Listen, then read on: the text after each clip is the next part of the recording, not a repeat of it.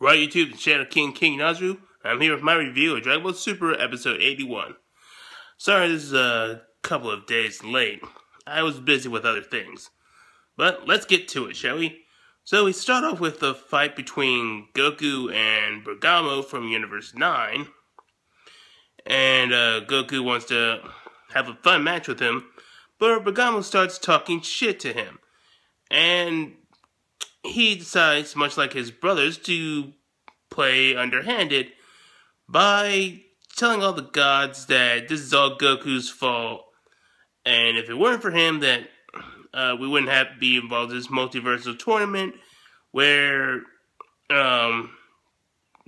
most of the universes will get destroyed if they lose. Now, if you saw last episode, we know this is not true, so naturally, I was sitting there watching this episode and going like, hey, moron! Fucking moron!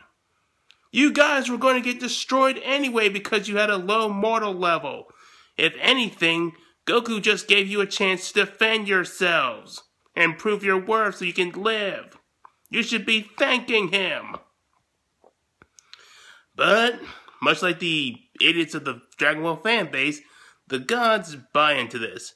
So we either have the set of gods that are in peril, hating on Goku, or the ones that had a high enough mortal level to be exempt from destruction and from the tournament in general, who are pretty much don't care either way.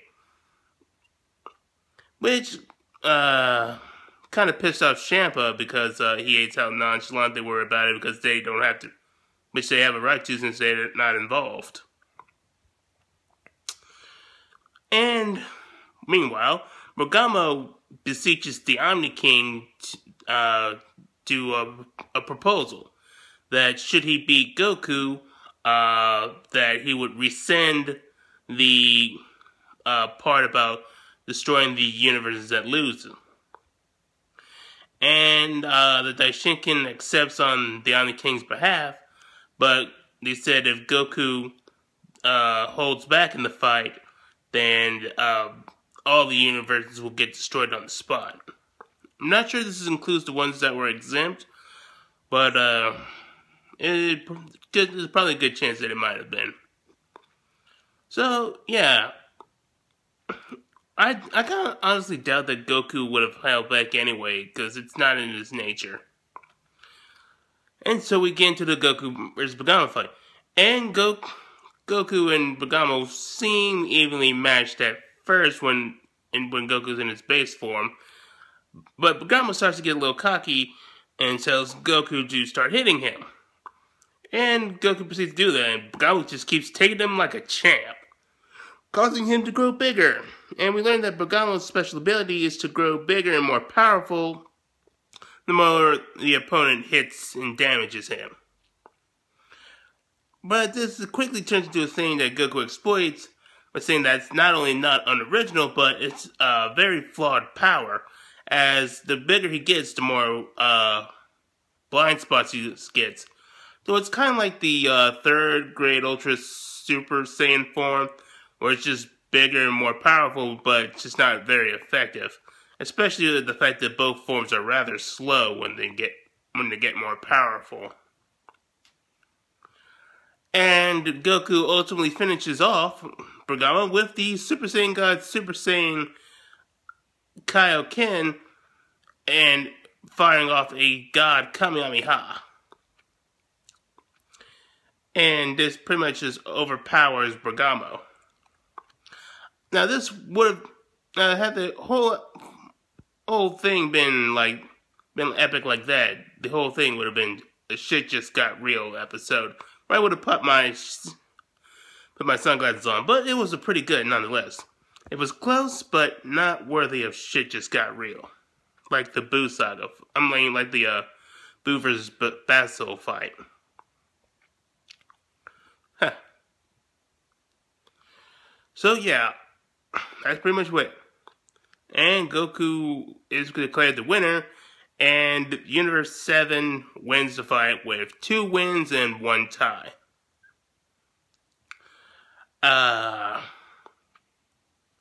Then the Daishinkan basically tells everybody how the multiversal tournament is going to work. It's that it's going to take place in the void of no world, or we could just call it the void. And there's going to be a special arena that's shaped like a top or a Beyblade. Pick your pick. And it's going to have similar rules to the World Martial Arts Tournament. You can't kill, you can't use weapons, so that's a huge disadvantage on Frost's part. He's actually going to have to actually learn how to fight properly. Some people kind of think he's going to earn a golden form, but I have my doubts, but whatever. Back to tournament rules, it's basically the same as the World Martial Arts Tournament, except there's a few exceptions. Like if you knock out your opponent, you have to throw them outside the ring where they'll fall into the void. If you fly out of the ring, your flying powers will not work and you'll fall into the void. And the most interesting part about this is that this isn't going to be one-on-one matches. It's going to be a all-out battle royale.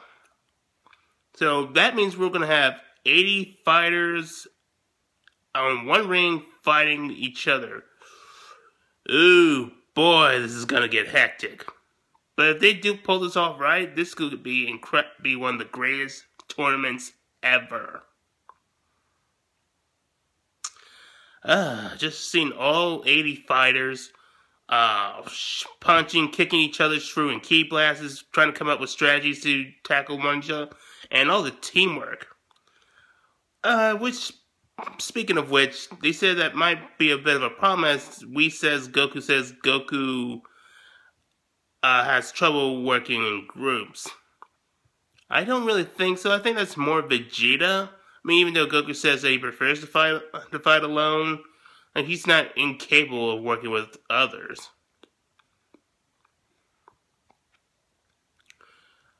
But yeah, regardless, I'm really looking forward to see how well this is handled. And I mean, this is a really ambitious thing on Toei and Toriyama's part. But then things aren't over yet, as we see that Toppo from Universe 11 decides to challenge Goku because he wants to see for himself if Goku's an evil person, and tells him that he's part of the Pride Troopers, and his sole purpose in life is to destroy evil villains. To which Goku says, "Oh, so I'm evil. That's interesting." Personally, Goku, I think in your position, you'd probably just told him that you're not evil and that you just like to fight. You're really obsessed with it.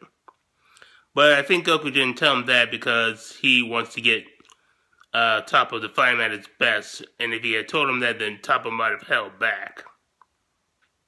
I think I understand Goku's character a lot more than I should.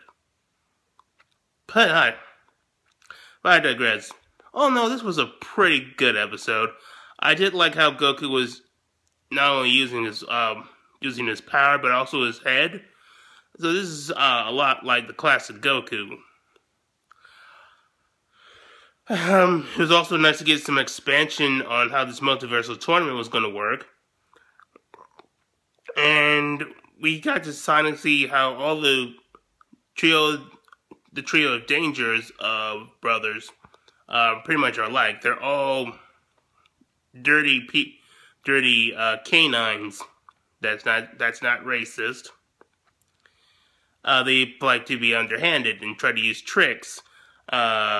Basil uses drugs. Lavender uses poison, and Bergamo tries to deceive people and to get it on the side. And even Bergamo says that Goku's an idiot because he won. All the gods of destruction are going to hate him now and are going to want him dead, or at the very least removed from the tournament as quickly as possible, since you can't kill the opponents. So pretty much a lot of the fighters are going to try to go after Goku. rather at the behest of their own survival or at their behest of the request of the gods of destruction. We also even got to see some of the god destructions actually say some things. We got to hear Vermouth. Hellas we already heard from. But we don't have the names for their voice actors yet. We'll probably get some later.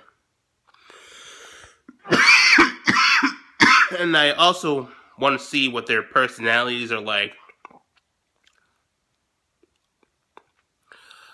So, we're not going to get a new episode of Dragon Ball Super next week because there's this woman marathon thing going on. That does give me a break, though, so I can unwind. Maybe come up with a different video in the meantime. So that was my review of Dragon Ball Super Episode 81, and I'll catch you guys later.